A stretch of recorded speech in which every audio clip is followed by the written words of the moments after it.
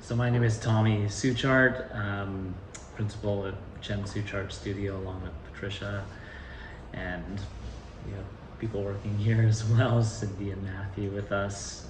Run a small studio, kind of focus on high-end residential work, but really kind of any project that is contemporary and willing to push the boundaries. So that extends into interiors projects, smaller crafted projects as simple as something like a front door. And yeah. So what would you say, what kind of key life experiences framed who you are today as a designer? Well, that's a very deep question. I don't know if it's key life experience. Maybe this extends into some of the other questions that you're going to get into, but just the idea of having the ability to be creative on a daily basis. That's something that's really exciting, and part of the reason why I like to get up and do the work that we do is because there's some opportunity for creativity every day. So I think it's more like a series of experiences all throughout life that have led up to this chosen vocation. It's always been an interest in being oneself and being creative. Yeah, absolutely. So then how would you say, how did you become passionate and involved in design? You're talking about the creativity, and was there something like specifically that you really drew to?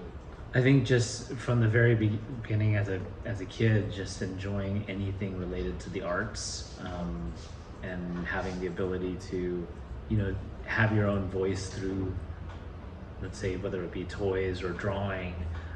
It's a little cliche, but Legos were a big thing for me, and crafts like airplane models and things like that when I was younger. Drawing was a huge part of that as well, and I think those things led to again tying into wanting to pursue that, I guess, as a vocation, and having that opportunity every day. Yeah, absolutely. I can definitely relate with the Lego and the model making. That's something that definitely consumed a lot of my time and got that passion for me too. So what are some of the core values that you kind of have and how they reflect into your practice? I was reading on your website about how it's much about like the reinvention of ideas in contemporary ways, and then the common theme is the integrity in the design, transcending style. So maybe if you could just talk a little bit about that. Yeah, so a lot of times people ask like what kind of style are we interested in, that kind of thing, and we don't really think of the work like that. We think of the work really as a work that has integrity, meaning that there's a reason why everything is done.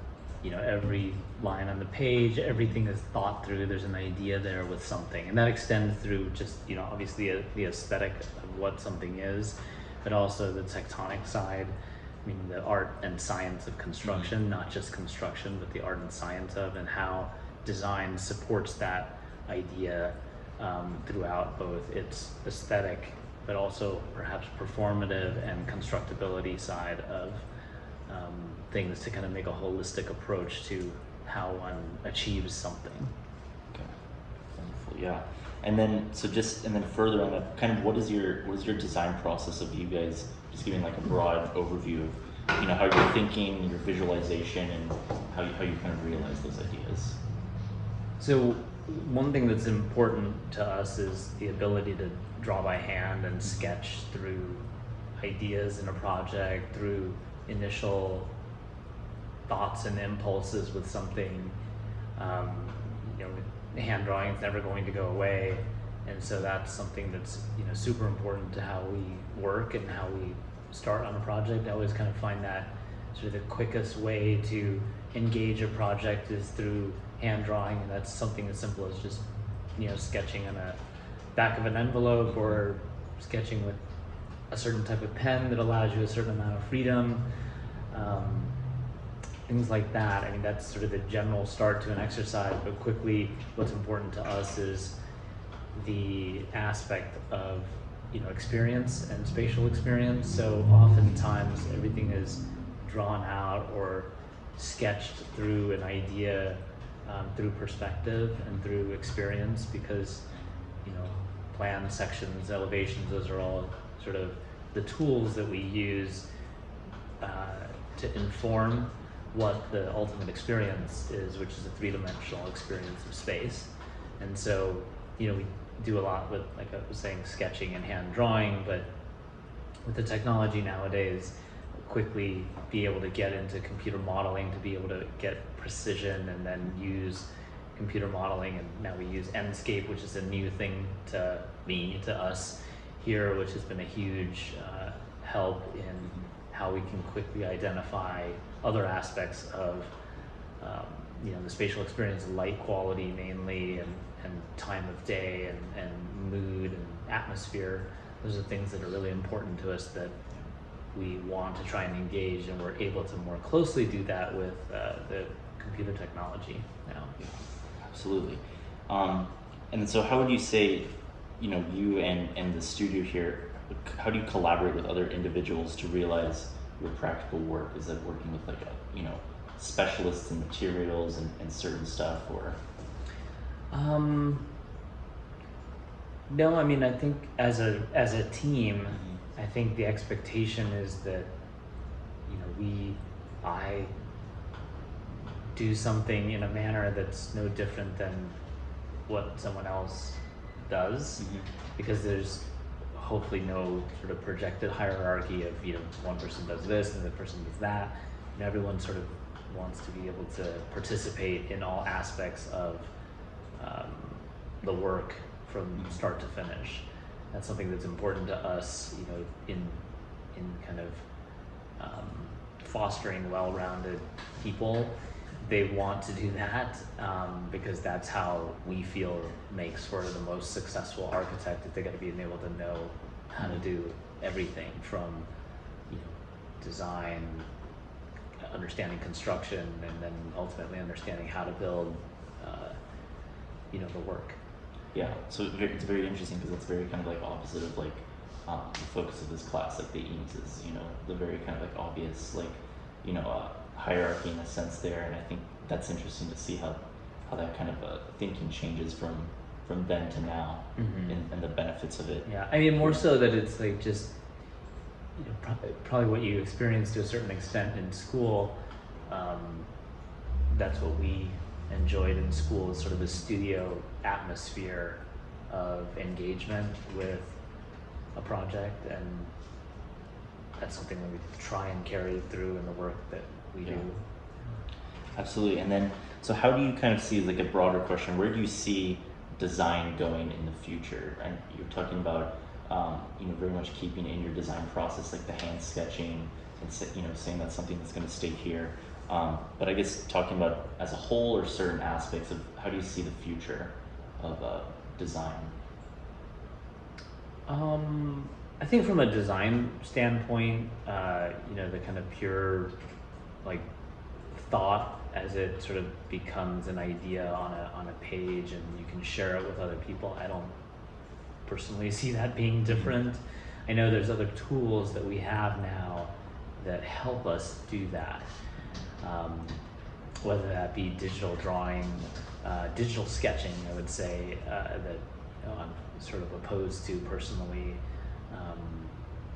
And you may call it that it's old school, but there's a certain engagement that one has with a pen and a piece of paper, a nice piece of paper, that is just very different than sketching with the stylus and the iPad screen or something like that. So personally, for me, I don't see that changing, because the level of engagement would be different, but I feel also not as strong and not as strongly connected.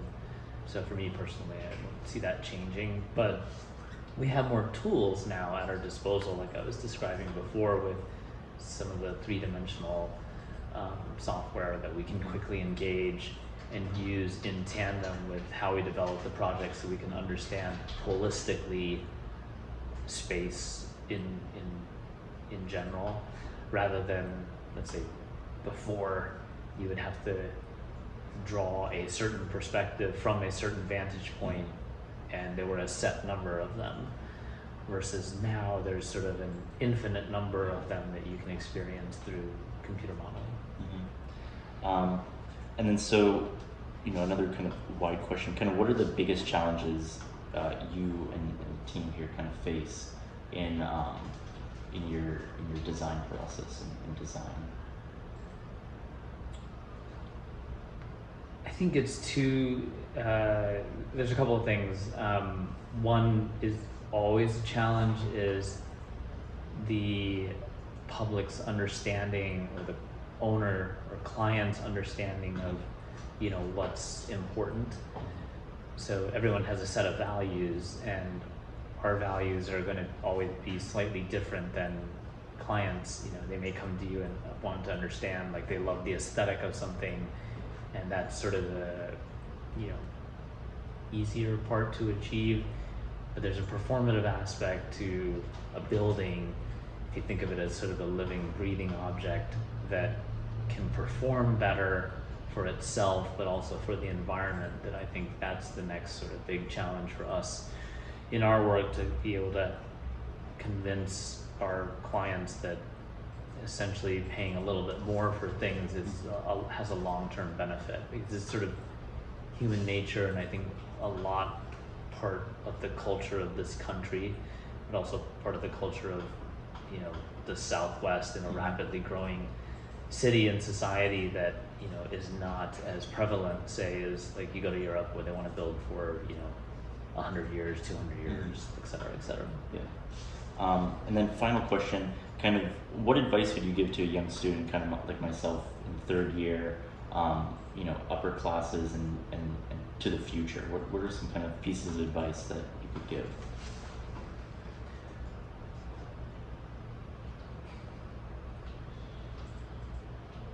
I think the biggest piece of advice is to not let anything hinder your creativity, meaning that like a computer program that you use as a tool, which is prevalent in architectural education, that should not be a limiting factor to what you want to do.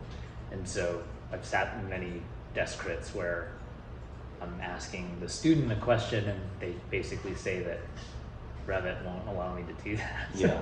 Which is not the answer, because there's some other tool, because Revit is one tool of many that can be used to, achieve design freedom for anything that you want to be able to fathom.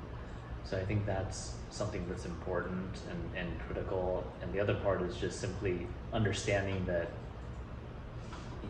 the work ethic is something that's super critical to what we do, because no one in our profession is a genius. A design genius doesn't work that way. Yeah. So working through an iterative process is something that's, something that we do, how we were sort of taught, how we do on a daily basis. Like, how do you refine something? How do you work iteratively to achieve sort of the best aspect of things, where it works on all levels, where, like I was describing before, aesthetically, from a construction standpoint, and then marrying those two together as a tectonic. Mm-hmm. Okay, absolutely. Perfect. And I think that's all the questions Okay. we have. Okay. Thank you. Yeah.